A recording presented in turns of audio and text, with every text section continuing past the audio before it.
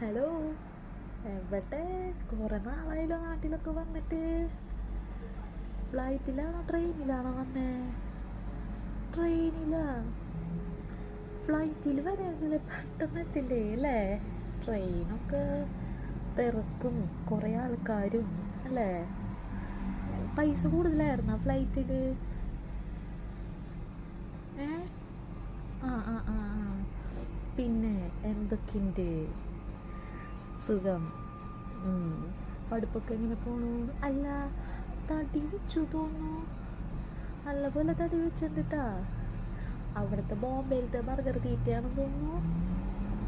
ഞാൻ ഇന്നലെ കൂടി ജാൻസി ചേച്ചിയോട് പറഞ്ഞുള്ളൂ, ബോംബെക്കാർ വന്നില്ലല്ലോ അല്ലേ? വെക്കേഷൻ ഇപ്പം ആയതാ അല്ലേ?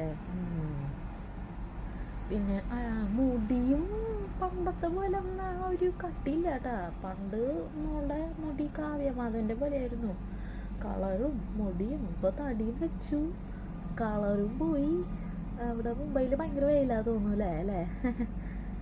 പോവാണോ?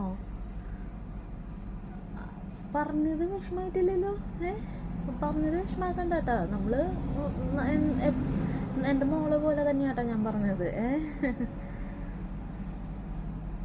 ശരി ശരി മോളെ. പറഞ്ഞത് നീ ഇഷ്ടമായിട്ടില്ല തോന്നുന്നു. പിന്നെ ഇപ്പോഴത്തെ കാലത്ത് പിള്ളേരല്ലേ, ഒന്നും പറഞ്ഞാൽ മനസ്സിലാവില്ല. നമുക്കെന്താ, ഞാൻ പറഞ്ഞെന്നുള്ളൂ. ഇഷ്ടമായില്ലെങ്കിൽ ഇഷ്ടമായില്ല.